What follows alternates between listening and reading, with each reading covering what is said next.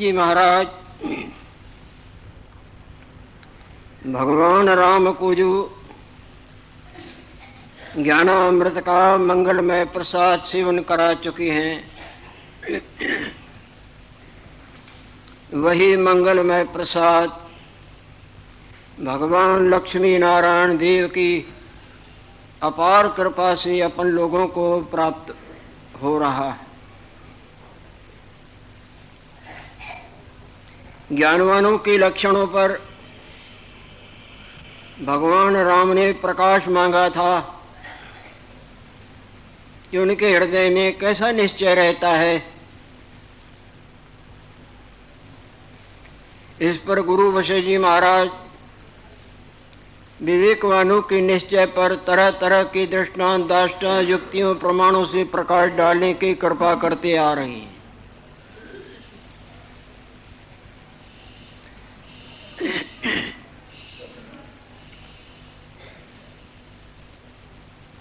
सौंपने वाले को सौंपने वाले रूप का निश्चय रहता है और जागृत को सौंपने वाले रूप का नहीं बल्कि जागृत रूप का निश्चय रहता है।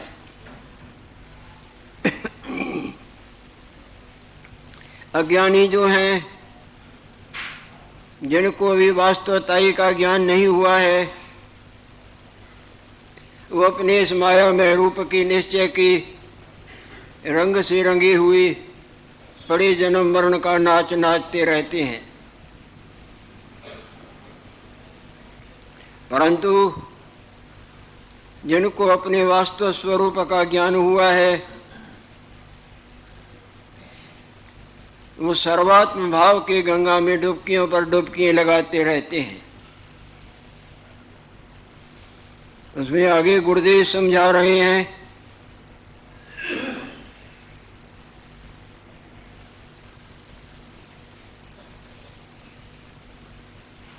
जिस तरह मोतियों के अंदर तागा गुप्त रहता है, इसी तरह शरीरों रूपी मोतियों में ब्रह्म रूपी तागा समाया रहता है।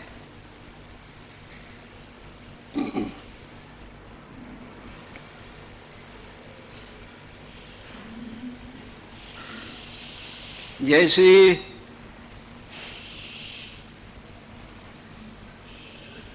दूध में, संसार रूपी दूध में, जैसे दूध में घी समाया रहता है, इसी तरह संसार रूपी दूध में ब्रह्म रूपी घृत समाया रहता है। नजर दूध आता है पर है घृत समाया। इसी तरह ऐसे विवेकवान अपने सच्चिदानंद स्वरूप कैसा है वास्तव में, जिसका वाणी वर्णन नहीं कर सकती है, जो सब में सब कुछ है और सब कुछ जिसमें देखें तो कुछ भी नहीं। ऐसे अलौकिक निश्चय की गंगा में नहाते रहते हैं।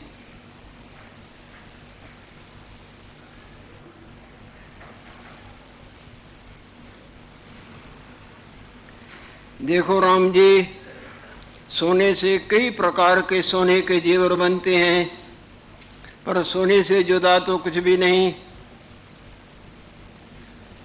इसी तरह सब आत्मस्वरूप में रोए हुए हैं, आत्मा से इतर और कुछ भी नहीं।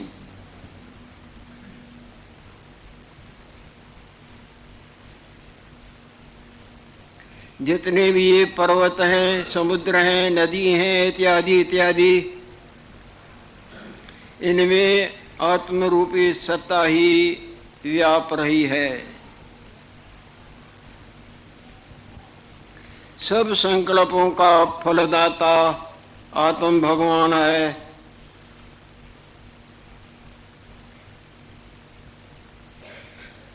सब का प्रकाशक आत्मस्वरूप है।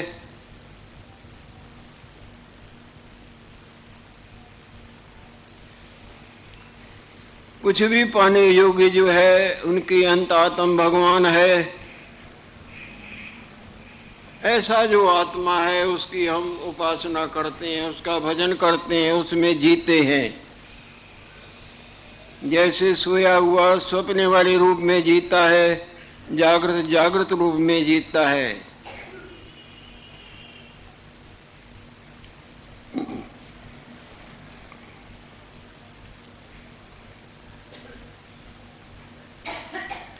आत्म भगवान क्या घट, क्या पट, क्या कंध कहिए दीवार, उसमें सब में ओतप्रोत है, सब में जो के त्यों स्थित है। जागृत में सुषुप्त की तरह समाया हुआ है और परम जागृत है।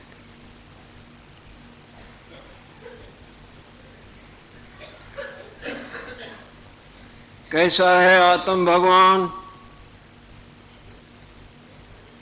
जिसमें फुरना कोई नहीं। कैसी होती है गाढ़ निद्रा? जिसमें मन के उत्थान का लेश नहीं होता।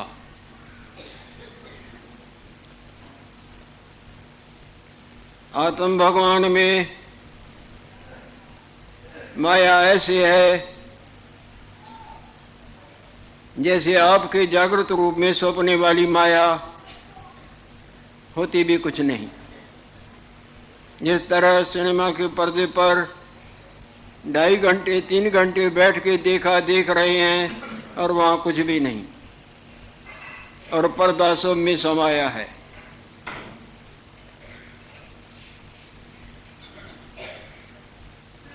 आत्मा में फुरना को नहीं। ऐसा जो हाजरा हजूर चैतन्य रूप भगवान है उसकी हम उपासना करते हैं।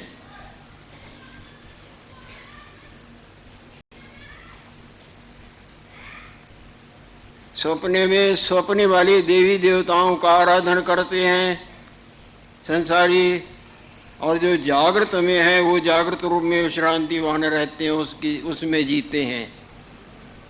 ज्ञानवान अपने सच्चिदानंद स्वरूप में जीते हैं। अज्ञानी अपने मायामय रूप में जीते हैं।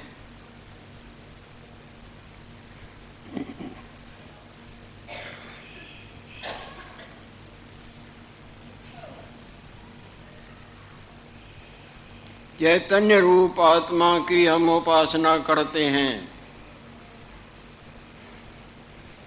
जो हर जगह हर समय सब में सब कुछ है, और क्या जगह क्या समय क्या वस्तु जिसमें रंचक मात्र नहीं, ऐसी आत्मस्वरूप की ज्ञानवान उपासना करते हैं, उसमें जीते हैं।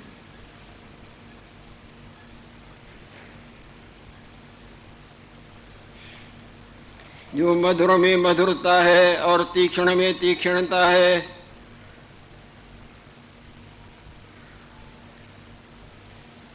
संसार में जो चलन शक्ति है, इस चैतन्य आत्मा की हम उपासना करते हैं। जो सदा हाजरा हजूर है और उसमें और कुछ भी नहीं, सब में सब कुछ और सब कुछ जिसमें कुछ नहीं, ऐसी आत्म भगवान की ज्ञानवान उपासना करते हैं।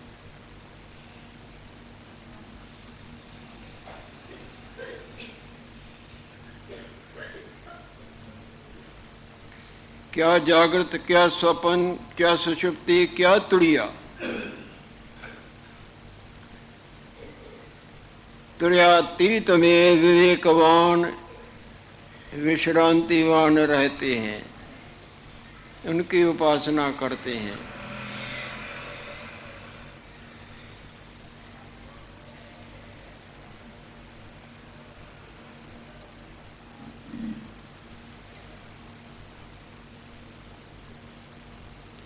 तीनों लोगों के शरीर रूपी जो मोती हैं, तीनों लोगों के, क्या जल जंतु, क्या थल जंतु, क्या नभ जंतु, क्या मानव, क्या दानव, दानव क्या मानव, पशु क्या पंखी, पंखी, तीनों लोगों के जितने भी शरीर रूपी मोती हैं, उनमें जो तंतु की न्यायी भरपूर पड़ा हुआ, सूत पड़ा हुआ है,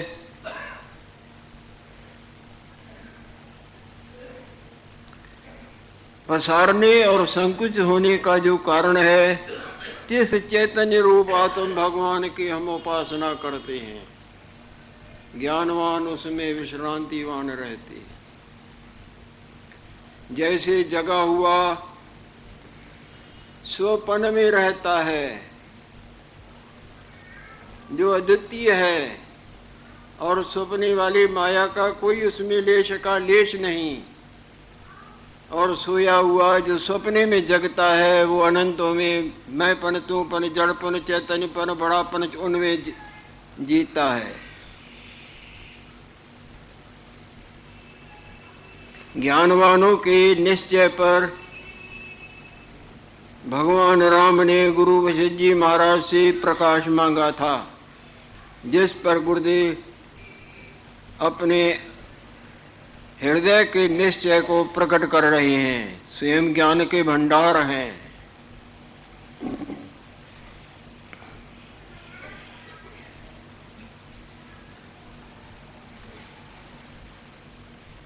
जो 16 कलाओं संपन्न संयुक्त कला, संयुक्त चूरस कला, संयुक्त और चूरस कलाते रहत है और अकिंचन किंचन रूप है, इस चैतन्य की हम उपासना करते हैं, यानी अपने सच्चिदानंद स्वरूप में रहते हैं। कैसा है? जो सदा ज्यों का त्यों है और सदा हाजरा हजूर है और सदा आनंद रूप है, सत्य चित आनंद स्वरूप।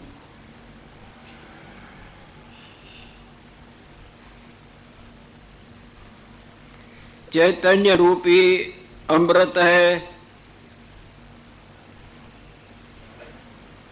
जो क्षीर समुद्र से निकला है, चंद्रमा के मंडल में स्थित है। ऐसा जो स्वतः सिद्ध अमृत है, किसी ने उसको सिद्ध नहीं किया, जो स्वतः अपने आप अमृत रूप है।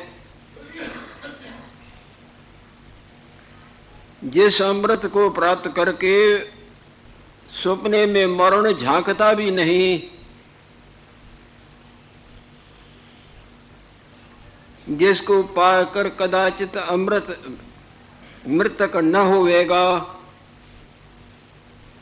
तिस चैतन्य रूपी अमृत की हम उपासना करते हैं। ब्रह्म जो हमारा असली रूप है, जिसमें असली में नकली होता ही नहीं, जिस तरह प्रकाश में अंधकार होता ही नहीं, जिस तरह जागृत में स्वप्न वाला होता ही नहीं, स्वप्ने वाले का अस्तित्व स्वप्ने में ही है, और जागृत के न जानने से वो कल्पित रूप उठ खड़ा हुआ है, और वो कल्पित रूप जागृत का कुछ बिगाड़ भी नहीं सकता। जागृत सदा तीनों कालों में ज्यों का त्यों है। कल्पित वस्तु जिसमें कल्पित होती है, उसका रंचक मात्र बाल बांका नहीं कर सकती। जिस तरह अंधेरे में रस्सी में सर्प दिखे तो सर्प कल्पित है ना, कल्पना मात्र है ना, पर वो रस्सी का कोई थोड़ा सा भी बाल बांका करके दिखाए। रस्सी का न जानना भ्रम से एक का दूसरा होकर दिख रहा था, पर कुछ भी दिखे वो रस्सी का कुछ नहीं बिगाड़ सकता। इसी तरह अपने आप का भूले खाइए अपना आप, चाहे अनंत बार जन्म लेवे, चाहे मरे बने, चाहे बिगड़े, पर असली आत्म स्वरूप का कुछ नहीं बिगाड़ सकता। कल्पित वस्तु जिसमें कल्पित होती है, उस अधिष्ठान का कुछ भी नहीं बिगाड़ सकती। जैसे आपके जागृत के भुलेखे से स्वप्ने वाला आपका उठ खड़ा होवे, उसने कभी जागृत का थोड़ा भी नुकसान किया है, थोड़ा भी बाल बांका किया है? बेंडे बेंडे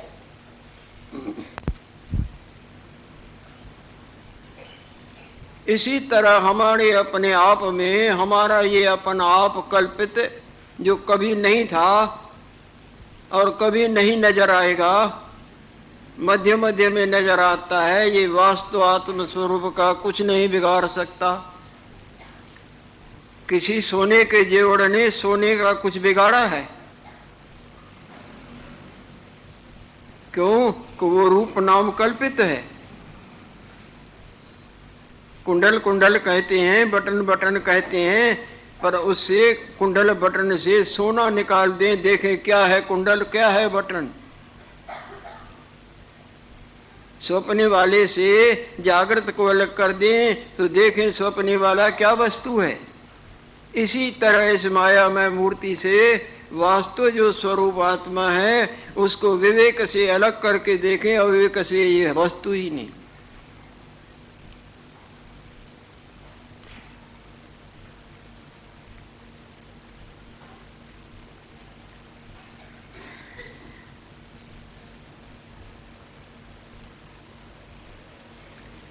जिसको प्राप्त करके कदाचित मृतक न होवेगा,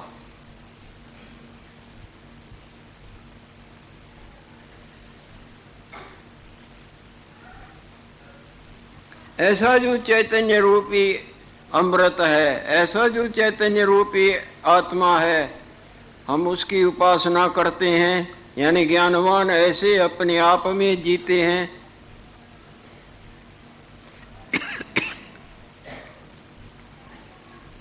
जो अखंड प्रकाशित है, जो अखंड प्रकाश है और सर्व भूत को सुंदर करता है, सबों को रमणीक करके दिखा रहा है, सबों को सत करके दिखा रहा है, ऐसा जो चैतन्य आत्म भगवान है उसकी हम उपासना करते हैं।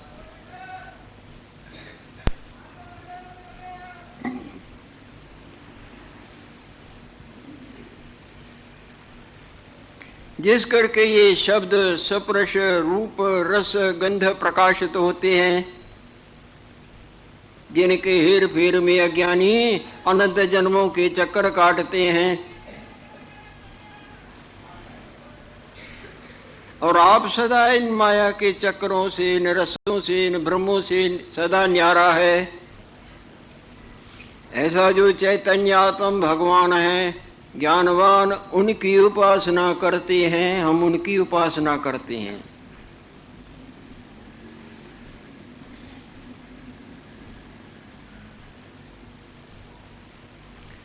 सर्व मैं हूं और कुछ भी नहीं मैं,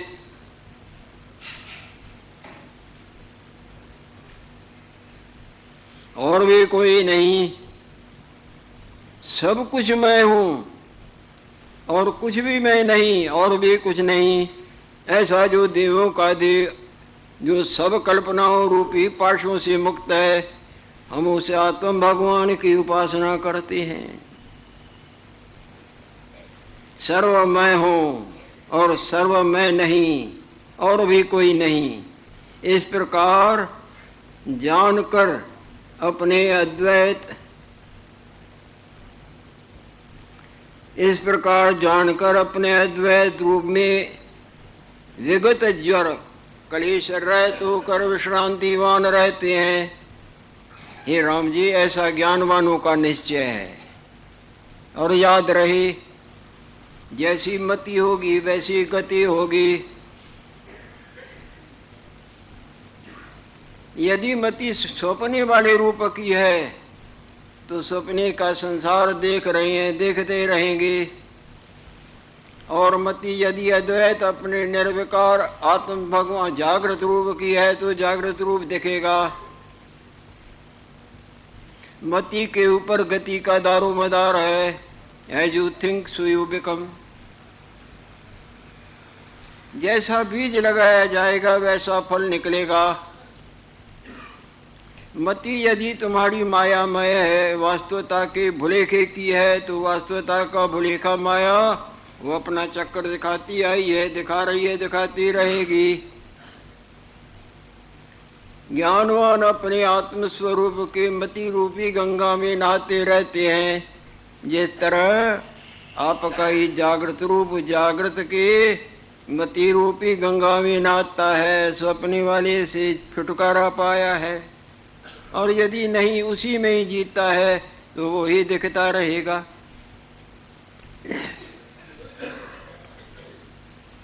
इस प्रकार वैद्य जानकर, इस प्रकार अपने वास्तु स्वरूप को जानकर जो जानने योग्य है, ये कुछ भी जानने योग्य नहीं, ये सब भ्रम मात्र है। जाग जाग के देखें क्या जानने योग्य है, वो सब भ्रम मूलक है ना। जानने योग्य तो जागृत है ना।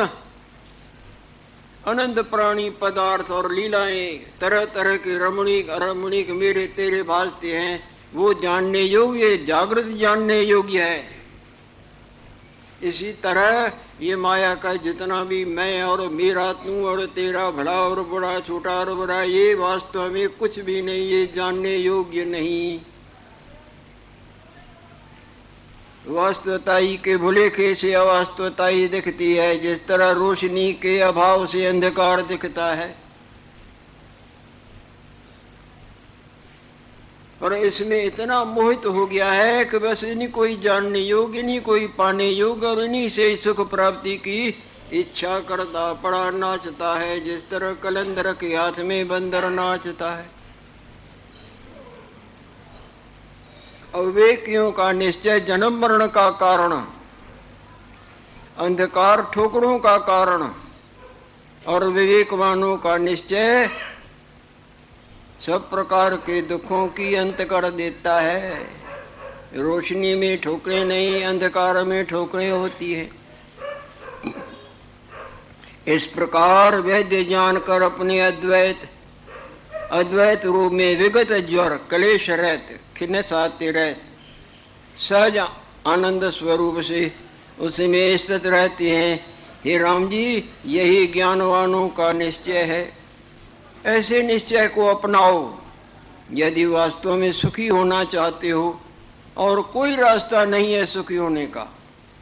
कहीं भी जाओ, कुछ भी करो, वैकुंठ में, गौलोक में, साकेत धाम में, स्वर्ग में, ब्रह्मलोक में, मणिद्वीप में, जहाँ जाओ अखिली ये प्रसाद पाए बिना चैन न आई, न आ सकती है और न आएगी किसी को।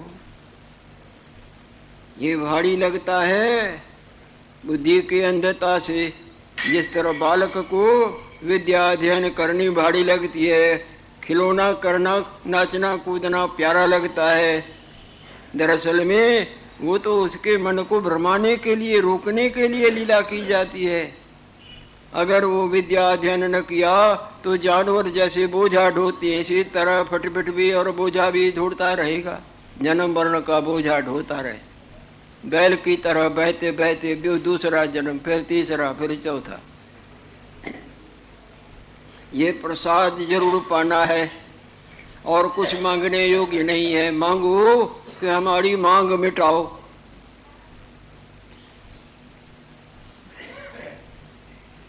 आत्म भगवान से जो सच्चिदानंद स्वरूप सब में सब कुछ है, उससे मांगो कि हमारी मांग मिटाओ। जब तक मांग है तब तक माया है, जब तक माया है तब तक जन्म मरण है, और जब तक जन्म मरण है तब तक अशांति के कांटों से बिंधता आया है, बिंधता ही रहेगा।